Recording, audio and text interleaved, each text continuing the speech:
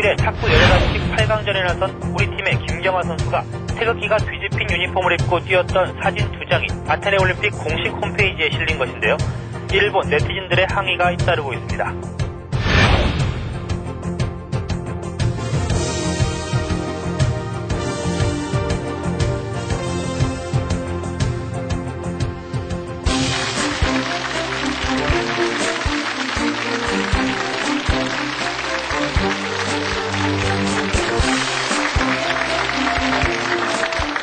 안녕하십니까.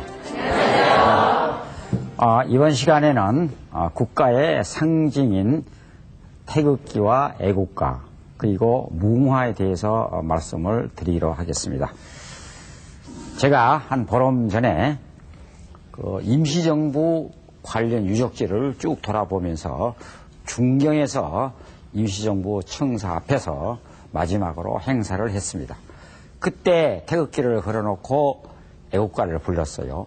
제가 국내에서는 그런 감정을 별로 느끼지 못했었는데 갑자기 가슴이 벅차오르고 눈물이 핑 돌더라고요.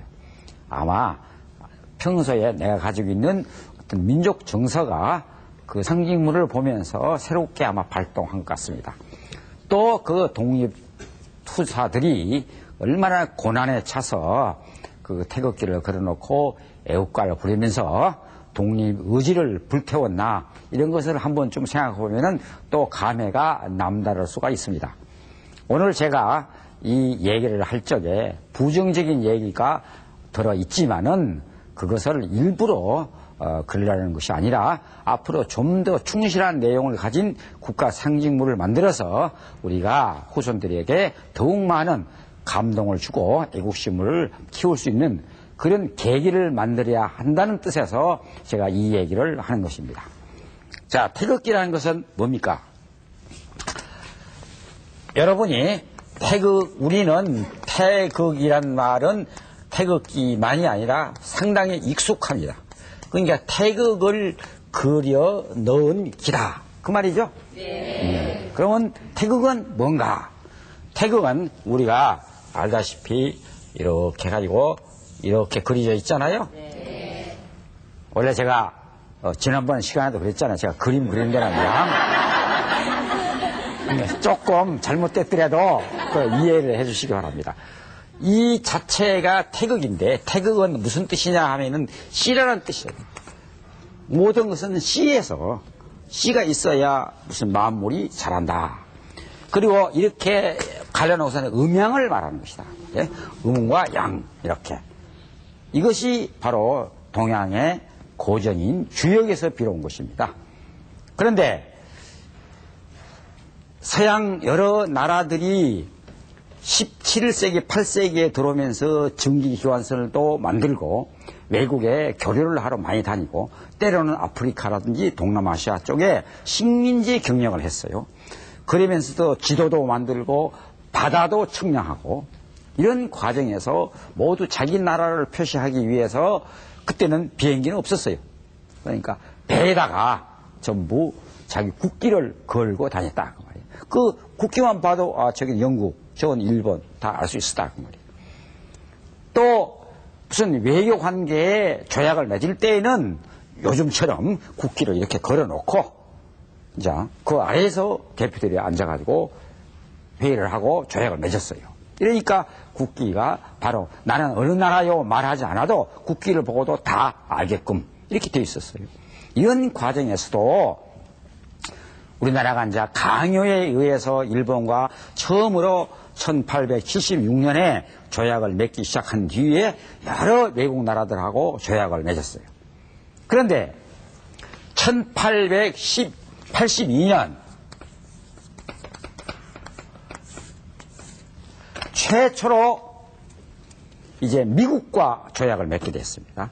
그때에 우리나라에서 이제 고종 임금이 우리도 이제 국기를 만들어야 되는데 어떻게 할까 고민을 했습니다.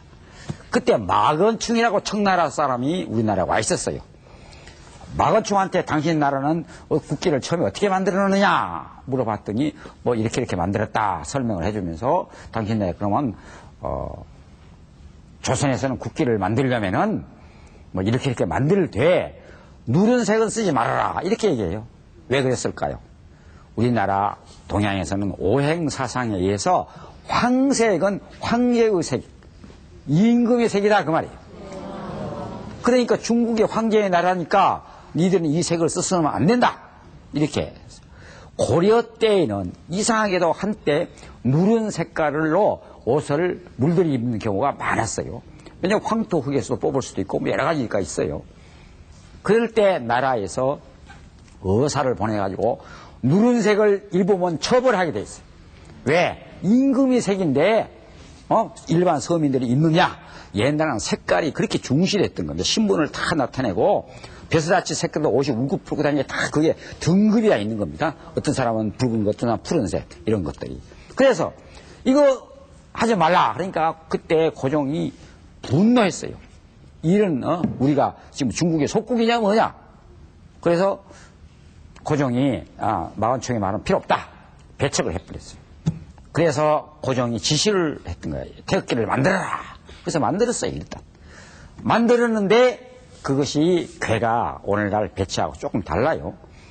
그 다음 단계로 박영효가 이제 박영효는 철종의 사위이면서 또 고관을 지냈어요. 그래서 대표로 일본에 가서 한민조약회의를 하고 갔습니다. 배를 타고 가요. 그때 기선을 타고 가는데 영국인 선장이 또 아는 체를 하고 뭐 많이 아는 사람이고 하니까 물어봤어요. 우리 태극기가 이렇게 돼 있으니 이걸 좀 어떻게 하면 좋겠느냐 물어봤더니 그러지 말고 처음에는 고종의 지시에 의해서 태극기를 만들 때에는 이 아까 말한 이 태극의 바탕에다가 네 군데에다가 근고는 빼고 동서남북을 나타내는 그런 괴만 그렸어요. 즉 말하자면은 북쪽에는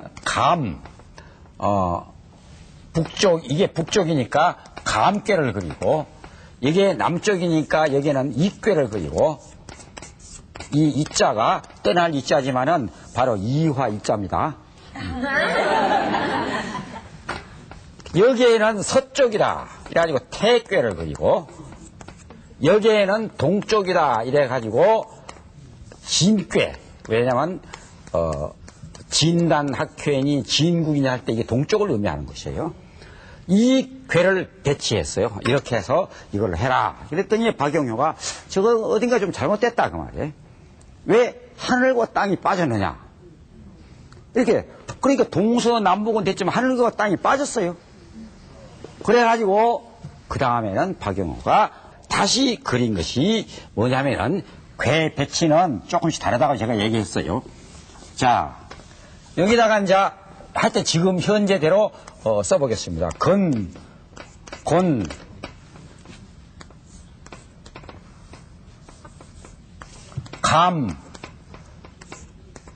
이 주역은 상당히 오묘하면서도 늘 음양, 이 대비를 합니다. 그러니까 보세요, 이게. 모양이 남자, 하늘을 나타내는 것이다. 뭐예요? 짝대기가 되어 있잖아요. 여기는 보세요. 어디 중간에 터져 있잖아요. 떠오르는 게 있죠? 근데 여기는 보세요. 이게 이제 남자의 괴거든, 이게. 남자의 괴는 가운데는 붙어 있잖아요. 가운데. 이게 여자의 괴거든. 여자는 가운데가 찢어져 있잖아요. 대비가 되잖아요, 이렇게. 이게 어느 고대에서 시작해서 상징적으로 이런 것을 만들어내는 것입니다. 그래, 인간의 성이라는 것은 음양이 갈라지는 그런 최초의 원인이 되고 그 다음 때 만물을 생성하면서 작용을 하는 것이에요. 이게 단순한 게 아닙니다. 자, 그래가지고 어쨌든 근곤 감리 배치했는데 아까 말한 대로 이것은 북방이고 남쪽이고 그러면 동쪽 서쪽은 없어졌죠. 네. 그러니까 이게 또 맞지 않잖아요. 또 이것은 물이고 이것은 불이라 그 말이에요. 그러면 오행에서 금목 수화토가 있는데 어느 것이 중요하고 어느 것이 가볍고 없어요. 물도 중요하고 불도 중요하고 그러면 나무는 중요 안 합니까? 그러면 쇠 이거 중요 안 합니까? 흙은 더 중요하죠. 이게 이런 것인데 요거 두 개만 딱 넣잖아요. 어딘가 균형이 안 맞잖아요. 그러나 하여튼 그렇다고 해서 주역에 나오는 팔괘를 여기다 다 그리는 태극기도 있습니다. 옛날 문양을 할 때에도 태극을 그리는 대문에다 그리는 것도 있고 갓을 담는 그런 갓집에도 팔괘를 이렇게 그리는 것도 있고 문양으로 많이 쓰기는 썼어요. 이걸 알록달록하게 색깔을 넣어서 보기도 괜찮고 하니까. 그러나 어쨌든 이랬어요. 그런데 영국인이 조언을 했다 해서 그 꼭 나쁜 건 아닙니다. 왜냐하면 잘 그린 것이라 뭐 조언을 하거나 말거나 받아들일 수 있는 것이죠. 그러나 박영화가 이걸 가지고 일본에 와서 최초로 쓴 거예요. 그래서 1884년에 바로 대한 참 그 개화 정부라 그 당시에 이 공포를 했습니다. 이제 우리 태극기가 있다. 이렇게 우리는 이제 태극기가 정식으로 만들었다. 이렇게 했어요. 그런데 그 당시에는 상당한 지식인들이 주역에 대해서 많이 알고 태극의 원리, 이 괴에 대해서 많이 알아요. 나도 어릴 때부터 가정적으로 태극이 뭔지 팔괘가 뭔지 다 알고 있었어요. 옛날 한문 배우는 사람들은 그랬어요. 요즘은 모르잖아요. 모를 수밖에 없죠. 당연하죠. 그건. 또 알아봤자 중요한 게 아닙니다. 뭐 그것만 해야 영어도 공부해야 역사도 공부해야 되고 많이 해야지. 뭐 주역만 다 읽으면 되겠어요? 자, 그런데 잘 그때도 이게 이제 주장이 다 달라요. 이렇게 돼 있으니까. 또 위치도 달라요. 이게 이제 양꾀는 위로 가고 음꾀는 아래로 간 것입니다. 이 배치가. 그렇죠? 네. 근데 이것도 이제 달라져요. 왜 한 가지만 더 얘기하면 뭐 인류 사회가 남성 상위 시대였습니다. 원래 남자가 위에 올라가게 돼 있어요. 그런데 후천 시대 오면 뒤집어진다 그랬어요. 자, 한 가지만 설명하면은 선천의 시대에는 비색한 비과가 있는데 어떻게 되어 있느냐면 천지비라가 되어 있어요. 하늘이 먼저죠? 네. 땅이 밑에예요. 근데 이건 비색하다 그랬어요. 왜 그러냐면 올라갈 때 자꾸 불 같은 게나 모든 게 올라가는데 여기는 처음에는 순탄했다가 나중에 꽉 막혔다. 그래서 선천의 시대, 이 시대는 빈부, 귀천이 다 있고 이럴 때는 이건 비색하다. 이게 선천이다. 이랬단 말이에요. 그러면 후천은 뒤집어 놓는 거예요, 이걸. 여자가 먼저 올라가고 남자가 밑에 내려가 있다. 그 말이에요. 이게 후천이에요, 이제. 그리고 처음에는 안 되다가 마지막에는 형통해가지고 쫙 제대로 올라가 있다. 이게 태라며. 태평하다. 그거야, 이제 이건. 이것을 선천, 후천으로 나누는 것입니다. 그러니까 남성이 상위 시대에는 모든 갈등, 빈부, 차별, 이런 것이 깔려있지만, 후천의 시대로 오면 이거 차별이 싹 없어져가지고, 태로 간다. 그 말이에요. 편안한 세상이 된다. 그 말이에요. 쉽게 말하면. 자, 그러니까 이런 상위가 원래 선천의 의미로는 이것이 배치가 밑으로 내려왔다. 이거 뭐 일정한 의미를 줄 수 있어요. 자, 그런데 여기에서 이 사람들이 그리는 것마다 다 달라요. 배치를 이렇게 했다, 저렇게 했다가 팔괘를 다 집어넣었다. 그러면 이 원인이 어디 있을까? 주장이 다를 수도 있었고, 또 기본 원형이 제대로 전달되지 않아서 그럴 수도 있었고, 또 하나는 그리기가 어려워서 그럴 수도 있어요. 이걸 기본적으로 이걸 제대로 외에 놓지 못하면은 헷갈리게 돼 있어요. 어릴 때 초등학교 때 그림 법을 한참 배웠더라도 가령 미국이라든지 오래 가서 태극기를 안 봤다 그 말이에요. 그러면 헷갈리게 돼 있어요. 아, 그게 뭐더라? 이게 먼저 올라갔던가 이게 밑에 내려갔던가, 요게 한 개가 찢어졌던가 두 개가 찢어졌던가 헷갈린단 말이에요. 이래서 이런 결과가 나왔다 하는 것입니다. 그러면 우리가 문제가 또 되는 것들은 뭐냐 하면은, 이런 태극기가 이를테면은 제일 우리에게 가슴을 감격스럽게 만든 것은 1919년입니다. 3.1운동 때예요. 3.1운동 때에 어디서 태극기를 이 조금씩 틀리는 것이나마 들고 나온 겁니다. 때로는 종이로 그리기도 하고, 때로는 옷감에다 그리기도 하고, 이렇게 해서 들고 나와서 막 불렸던 거예요. 서울만이 아니라 시골 곳곳에. 그리고 또 태극기를 만들어서 나눠주는 것, 이것이 큰 또 운동이었어요. 이래가지고 여러 군데에서 지방에 가서 태극기, 이리에 어떤 분은 태극기를 처음에는 오른손으로 들고 만세를 부르니까 일본 분이 와서 칼로 여기를 탁 치니까 손이 부러졌어요. 그러니까 다시 왼쪽으로 또 들고 또 왼쪽에서 이걸 또 부러지니까 또 쳤어요. 그래서 떨어졌던 것입니다. 이런 그만큼 자기의 상징인 태극기를 들고 애국심을 고취하고 독립운동을 전개했던 거예요. 그러니까 자 미국에 가서도 미국에 우리 동포들이 하와이 사탕수수밭에 있는 노동자들이 제일 돈을 많이 보내줬어요. 임시정부라든지 군자금 이런 것들을. 또 연해조 일대, 지금 블라디보스톡 있는데 그 일대 또 우리 동포들이 많이 살았어요. 그럼 만주, 아까 말한 만주 일대에도 저 흑룡강성 같은 저 후진 곳에서도 거기에 농사를 지어가면서 보내줬는데 이때에 그분들이 전부 태극기 만들기 또 태극기 걸기 이런 운동을 펼쳤던 거예요. 이게 나라 사랑하는 마음이 그런 상징에다 나타났던 것입니다. 그렇기 때문에 우리가 태극기가 역사성이 있다는 거예요. 적어도 1940년대에 일본이 중일 전쟁을 벌린 데에 태평전쟁을 마지막으로 수행할 때에 자 연안에 가면은 모택동이 있던 데에 조선 독립동맹과 조선 의용군들이 훈련소가 있습니다. 제가 한 2년 전에 거기 갔었는데 거기에 토구를 만들어서 군사훈련을 하고 그랬는데 그때에도 행사를 할 때마다 태극기를 내세웠던 것입니다. 그런데 제대로 되지 않았어요. 여기서 말하고자 하는 것은 우리가 그때 나라를 이런 시대에 태극기를 처음으로 만들어 가지고 오늘날까지 사용하고 있습니다. 그러면은 여기에는 조금 더 해방 직후에 잘못된 것을 바로잡아 가지고 제대로 태극기를 만들어서 쓰게 했어야 옳았는데 그때에 이걸 놓쳤어요. 물론 정치적인 혼란, 남북이 분단된 이런 속에서 이승만 정권이 정신을 바짝 차려가지고 제대로 나라의 기틀을 잡았으면은 몰라도 그러지를 못했어요. 그래가지고 막연하게 그냥 이거 합시다 누가 하면은 그럼 그렇게 하자. 그래가지고 태극기가 정해진 것입니다. 물론 북쪽에는 다른 길을 썼지만은 그래서 오늘날 우리가 이것을 좀 더 민주 시대에 바로잡고 또 어차피 통일을 대비해가지고 새로운 상징물이 필요합니다. 이번에 올림픽에도 입장식이나 폐회식 할 때에도 한반도 길을 들고 들어가지 않았습니까?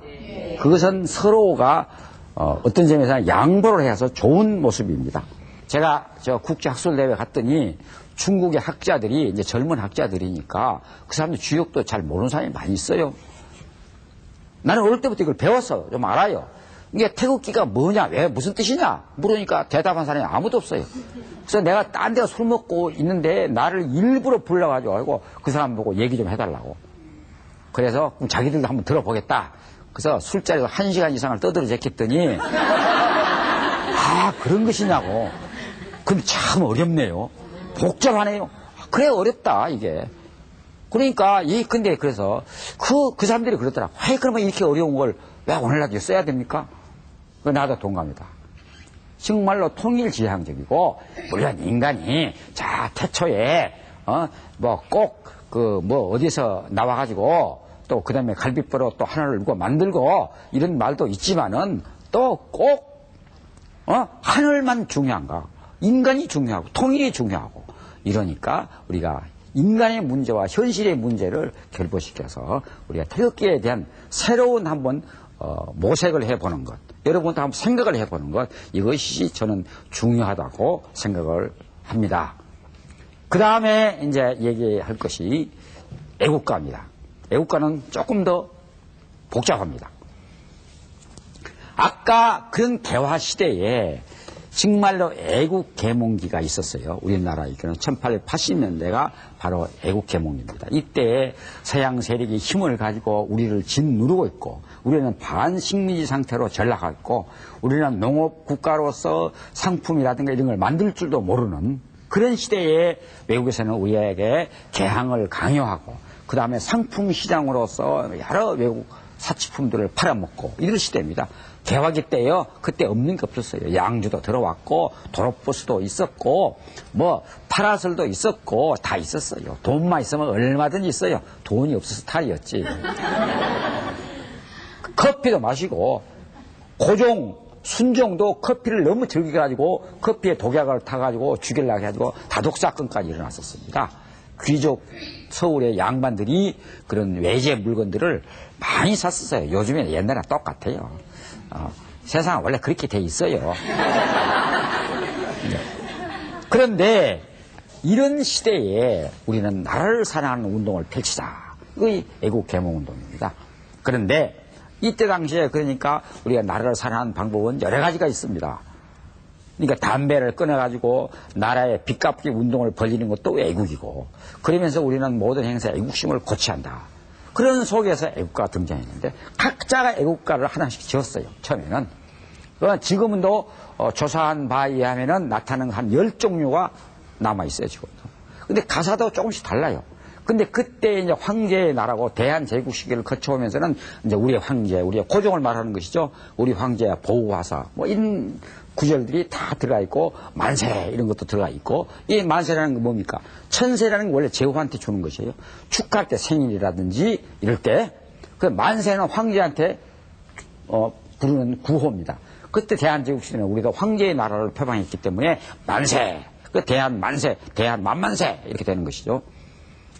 근데 내용이 조금씩 그렇게 다른 겁니다. 그때의 이 애국가를 각자가 그런 식으로 지었는데 황제가 중심으로 맞춰놨던 거예요. 처음에는. 또 배제학당 같은 데도 자기 나름대로의 애국가를 하나씩 지어요. 지어가지고 그때는 스코틀랜드 민요인 올드랭사이 이걸 곡을 붙였어요. 우리나라 사람이 서양식 작곡을 하는 사람이 없었으니까.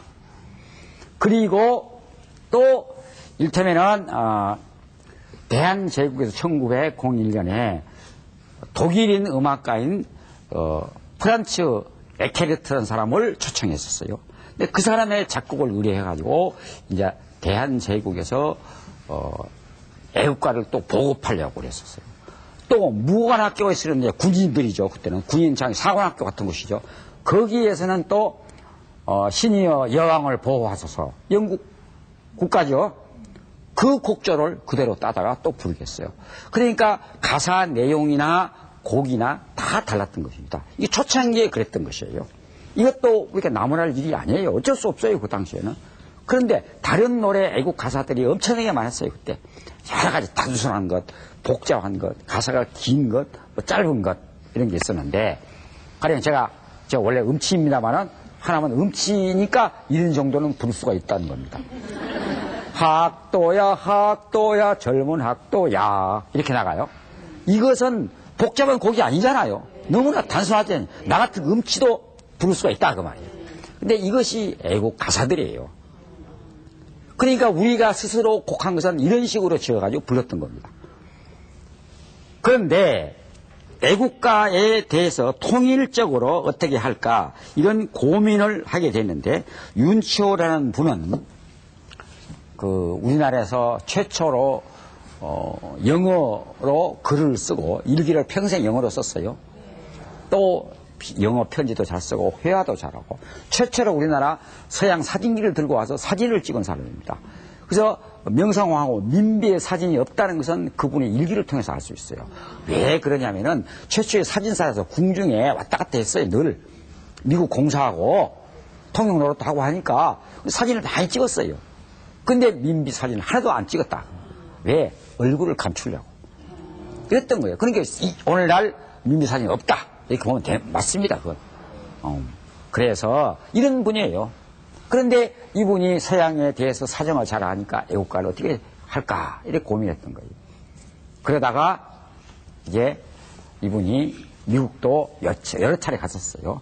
그래서 1907년에 이분이 자필로 남긴 것이 바로 이 애국가 가사입니다. 그 가사가 오늘날하고 거의 비슷한데, 동해물과 백두산이 마르고 닳도록 하나님이 보호하사 우리 대한 만세 이렇게 시작합니다. 우리나라 만세가 아니죠. 그땐 대한제국 시기였기 때문에 그렇습니다. 근데 제일 끝에 보면 1907년 윤치호 작 이렇게 써 있거든. 그런데 이제 미국 우리 동포들도 이 애국가를 많이 부르고 하니까 안창호 선생도 미국으로 최초로 이민을 간 분이에요. 근데 이분이 이제 서양 사정을 잘 아니까 애국가 보급하려고 노력을 많이 했던 것 같아요. 상위 임시정부가 1919년 첫 시작했을 때 애국가를 잡고 가르치고 부대했다는 것입니다. 근데 지었다고 꼭 말한 건 아니에요. 안창호가 지었다 이런 말 없어요. 근데 안창호가 이 보급운동을 했던 것은 분명합니다. 그러니까 윤처가 지었느냐 안창호가 지었느냐 이거 가지고 논쟁을 벌이고 있는데 요즘은 지금 안창호가 지은 것이 아니라 윤처가 지었다는 것으로 굳어졌습니다. 그건 1950년에 윤치호 집안에서 이런 증거를 다 내놓자 그렇게 바로잡았던 것이에요. 저도 이 설을 동의합니다. 안창호는 단지 보급운동에 좀 열심히 했다. 근데 제가 문제로 삼고 싶은 것은 바로 가사 내용입니다. 그 곡조도 배제학당에서 썼던 스코틀랜드 민요를 붙여서 썼던 것이죠. 이게 초기까지도 계속 불렀어요. 1930년대 안익태가 작곡을 했지만 그때도 국내에 제대로 소개 안 됐어요. 해방 후에 그 훨씬 뒤에야 이제 안익태 작곡의 곡조가 우리나라 전달돼가지고 지금은 물론 안익태 선생의 작곡에 의한 내용이 불려지는 것이죠. 그런데 이제 그러면 그 가사 내용은 보면은 제가 몇 가지를 지적하겠습니다. 제일 처음 시작이 동해물과 백두산이 마르고 닳도록 이게 무슨 소리예요? 동해물이 다 말라버려 버리고 백두산의 돌이 다 닳아버려. 그러니까 옛날에 남해장군이 백두산성 마도진이요 그때는 칼을 갈아가지고 오랑캐 놈들을 쳐부시다 보니까 이렇게 칼을 많이 갈아서 백두산성이 마도진이거든. 칼 갈아 없앴다. 이것과 한번 비교해 보세요. 왜 기왕이면 동해 물이 넘치고 넘쳐? 그리고 백두산의 돌들이 더욱 빛을 발하고 우리의 무기로 쓰여지고 이렇게 가사를 담지 않느냐? 어딘가 모르게 자꾸 퇴행적이잖아요. 그 다음에는 보세요. 남상우리의 저소나무 철갑을 두른 듯 바람 이슬 불변하면 우리 기상이었어요. 요즘에는 바람 이슬 불변이 아니죠. 그건 조금 구절이 달라요. 그런데 남산의 저소나무 그 당시에요. 19세기 말에는 남산이 일제시대 초기 사진도 보면은 소나무가 거의 없었어요. 뻘건 사람이 뗄감이 없으니까 서울 사람들이 다 뗄감 만들어서 다 배에 가버렸어요. 근데 그건 그렇다 치더라도 소나무가 꼭 우리나라 소나무만 기상을 자랑합니까? 그리고 우리나라 소나무만 철갑을 두른 듯 그렇게 보입니까? 그래 우리나라 소나무만이 바람 이슬도 꿋꿋이 견딥니까? 일본 소나무보다 견디고 미국 소나무보다 견디고 다 해요. 우리의 특징이 안 드러나잖아요. 우리의 특징이 드러나야 될 거 아니요. 그리고 여기에는 또 인간이 노력을 해서 어떻게 소나무를 저렇게 크게 키웠다든지 뭐 그런 것이 다 빠져 있어요. 그냥 저절로 자란 소나무에다 빗대가지고 우리의 기상이다 이렇게 말하고 있다. 그럼 인간은 어디로 갔냐 그 말이에요. 자, 세 번째는 가을 하늘 공활한데 구름 없이 높고 밝은 달은 우리 가슴 일편단심일세. 자, 가을 하늘 우리 가을 하늘 좋기는 좋습니다. 공활해요. 넓지 이게 탁 튀어 있어요. 밝은 달 가을에 추석 때 가을 보세요. 밝은 달을 보세요. 시원하죠. 여기도 무엇입니까 도대체? 자연의 운행에 의해서 이루어진 것만 여기에 담겨 있잖아요. 그럼 마지막이라도 뭔가 좀 보여줄까 이런 생각을 하고 마지막 구절 한번 봅시다. 이기상 이 마음으로 충성을 다하여 괴로우나 즐거우나 나라 사랑하세요. 그러면 이기상이라는 말 앞에 남산에 적어 또 충성을 다하고 이런 마음 이거 앞에 늘어놓은 걸 반복하는 것이죠. 끝끝내 인간이 어떻게 서로가 더불어 잘 살고 일본 저 식민지 지배를 벗어나서 우리가 독립국가를 유지하고 그 다음에 인권을 존중하고 뭐 이런 것이 한 구절도 없잖아요. 모든 게 어느 쪽으로 가 있냐 그 말이에요. 자연에 빗대 있다 그 말이에요. 그러니까 우리가 감상적으로는 받아들일 수 있을지라도 이성적으로는 받아들이기가 힘이 들어요. 특히 나같이 역사를 공부하는 사람한테는 더욱 저런 점이 조금 불만스럽다는 것입니다. 지금 세계가 인권국가를 지향하고 인간을 존중하는 사상이 퍼지고 하고 남북 통일을 앞두고 할 때 꼭 저렇게 자연에 빗댄 감상 이런 것으로 충성심을 북돋을 수 있는가 하는 의문을 갖게 됩니다. 또 저기에 대한도 알고 보면은 대한제국이다. 대한제국은 왕조 세습의 연장입니다. 그래서 실체도 없어요. 그런데 그 대신에 상해 임시정부는 대한제국을 개성했다 하지만은 거기에는 정체는 민주공화제를 추구했던 것입니다. 이게 달라요. 이런 점에 있어서. 그러니까 우리가 태고적 왕조 세습의 국가인 대한제국을 우리가 꼭 충성해야 되느냐? 물론 이 뜻은 전체로 보면 그것도 아니지만 그 당시에만 그렇다는 것이지만 이것도 해방 직후에 무언가 제대로 정리를 못하고 딱 하나 고친 것은 안익회 작곡을 인정해가지고 그걸 보고한 것. 이것밖에 없습니다. 내용을 하나도 고친 것도 없고 그 다음에는 자 여기서 이제 문제가 또 종합적으로 일어나는 것이 있습니다. 뭔가 바로 아까 말한 태극기를 최초로 공식적으로 사용하고 한 사람이 박영효인데 이 사람이 어쨌습니까? 일제시대에요. 그 사람이 실파였습니다. 후자기는 자기를 받았고 많은 돈을 받고 재산을 모아가지고 떵떵거리고 잘 살았어요. 저 먼저 시간에 상투를 자르고 그 다음에 남성 상경으로 콧수염에 기른다 했잖아요. 박영호가 잘생기기도 했어요. 콧수염을 쫙 기르면서 폼 재고 어디 살았냐면은 인사동 지구 뒤에 가면 찻집으로 바뀌어졌는데 거기 의리의리한 집에 살았어요. 그 다음에 이런 친일파입니다. 이게 유명한 친일파예요. 그 사람이 최초에 태극기를 제정해가지고 하는데 공헌을 하고 그 다음에 사용했다. 이걸 학생들에게 뭐라 가르칩니까? 좀 심각하잖아요. 어린 아이들한테. 이게 거짓말 할 수는 없잖아요. 이걸 사실대로 얘기해야 되잖아요. 나중에 커서 박영호가 친일파인데 알면 더 실망하는 거예요. 이걸 제대로 같이 된다. 이게 참 난감한 일입니다. 두 번째, 애국가를 작사했다는 윤초는 누굽니까? 최초로 영어를 잘하고 다 좋아요. 그 사람도 이제 기독교 감리교의 아주 유명한 지도자였고 이 사람도 친일파입니다. 대지주고 이 사람이 일제시대에 지주를 땅을 많이 가지고 있으면 뭐라고 하죠? 우리 조선 사람은 땅 한마디라도 땅 한 평이나 사는 것이 실력이다 이랬어요. 아니 땅 한 평 사는 거 실력은 실력이죠. 그럼 일본이면 전 국토를 다 거머쥐고 다 먹고 좌지우지 하는데 그 개인이 땅 한 평 샀다고? 그걸 애국하는 것? 애국하는 것이라고? 억지 부리지 말라고요. 자기 재산을 지키기 위해서 얄팍한 꾀를 쓴 것입니다. 그래놓고 일제에 다 협력했어요. 물론 이완용이나 송병익처럼 노골적으로는 안 했지만은 그 이름 다 걸어놓고 적당히 다 타협하고 친일파 노릇했다 그 말이야. 해방 직후에 친일 행각을 반성하는데 자살했다 이런 말도 있어요. 근데 이걸 거짓말을 합니다. 왜 그러냐면은 감리교회는 절대로 자살하면 죄인이 된답니다.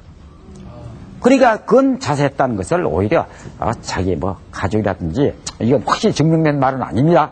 아까 지금까지 말은 다 증명된 얘기지만은 요 말은 확실하지 않아요. 혹시 가까운 사람들이 그 소문을 퍼뜨리는지도 모른다. 그 말입니다.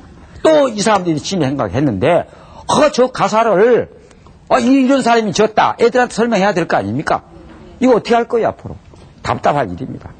그러니 이게 우리도 이제 이 잘못된 것을 조금 더 바로 잡아가는 그런 자세가 오늘날 필요하다. 제가 애국가는 이 정도로 또 얘기하고 마지막으로 이제 무궁화를 말씀드리겠습니다. 우리가 무궁화가 원래 우리나라 말에는 없습니다. 근화라 그랬어요. 근화가 무궁화입니다. 지금 덕성여대 전신이 근화여학교였어요. 나중에 일제시대 이름을 바꾼 것입니다. 그런데 고대에 최채원이가 중국에 글을 보내면서 뭐라고 했냐 발해와 남쪽 북쪽이 대치하고 있을 때 우리나라는 근화가 피는 것이고 발해는 쌀이 나무가 자라는 곳이다. 이 쌀이 나무는 좀 앞질이다. 그러나 우리는 이렇게 근화의 지역에 살기 때문에 군자의 나라다. 이런 것을 중국에 보냈어요. 이게 우리나라의 공식 문서에 최초로 근화가 나와요. 그런데 아까 말한 애국가와 태극기가 제정될 적에 또 나라꽃, 우리를 상징하는 꽃, 이런 것을 만들 필요가 있었던 거예요. 근데 이게 국화의 개념과 조금 다르다고 그럽니다. 영국에는 장미가 국화라는 것도 있었고 하니까 우리도 그런 게 필요하지 않나. 이렇게 해가지고 이 꽃을 누가 지금 이 처음에 지정하는지는 모릅니다. 이름을 뭘로 바꾸느냐면은 근화도 물론 썼지만 이제 무궁화다. 이렇게 바꾼 거예요. 그러니까 무궁화라는 말은 뭐냐면은 무궁하게 피는 꽃, 오래 피는 꽃. 그러니까 우리나라가 이렇게 식민지 지배를 받고 넘어가고 있으니까 오래 좀 버티는 그런 꽃, 이런 뜻을 가지고 무궁화라 이름 붙인 거예요. 그러면은 자, 이것도 생각해요. 이게 국민적 합의나 있지만 역사성을 가지고 있는데 일제시대에도 여학교 같은 데서 자수를 놓을 때도 우리 지도에다가 무궁화 이파리를 탁 피워. 이게 안창호 선생이나 남궁호 선생 같은 분이 또 이 보급운동을 벌였어요. 그게 이게 이제 학교 같은 데에서 자수를 놓고 그러기는 했지만은 이것을 공식적으로 우리가 인정한 바는 없습니다. 이 역사성도 확실하지 않고 제일 봄부터 시작되는 꽃이 뭡니까? 진달래. 제가 우리가 제일 처음 땅집 이사를 가가지고 진달래를 울타리 나무처럼 쫙 심었어요. 정말 봄에 쫙쫙 피는 걸 보니까 참 진달래 개나리. 그 다음에는 진달래를 또 쫙 심어놨어요. 정말 보기도 좋고 어디든지 자라고 생명력이 끈질기잖아요. 이런 꽃도 있는데 꼭 벌레가 많이 끼고 이런 것을 또 해야 되는 것인지 우리가 이 대목 남북 통일을 앞두고 이런 대목도 한번 객관적으로 반성해 볼 필요가 있다. 그러니까 우리가 무궁화를 많이 심고 받드는 건 좋아요. 또 계량 무궁화도 새로 만드는 것은 좋습니다. 그러나 지금도 그렇게 벌레가 많이 끼고 어떤 점에서는 좀 뭐랄까 말까 조금 너무 그 품위를 지키려는 그 양반집 며느리 비슷한 꽃이 아닌가, 저는 이렇게 생각이 들어갑니다. 지금 말하자면 톡 쏘는 맛이라든가 뭐 팍 튀는 맛이라든가 이런 것은 조금 없는 그냥 은근하고 그냥 조용한 그런 수준이 아닌가, 제 느낌은 그런 걸 갖고 있습니다. 또 이 근화의 원산지가 하와이도 있고 중동 국가에도 있어요. 근데 물론 원산지만 가지고 따질 수는 없지만은 그러나 무궁화에 대해서도 우리가 한 번쯤 반성해 볼 필요가 있지 않는가. 그리고 우리는 무엇보다도 통일을 앞두고 통일에 대비하는 그런 마음 자세를 가지고 태극기나 애국가나 무궁화에 대해서 한 번쯤 그 내용을 더듬어 보면서 미래를 대비해야 된다고 생각해서 이런 얘기를 여러분한테 했습니다. 그동안 얘기를 들어주셔서 감사합니다.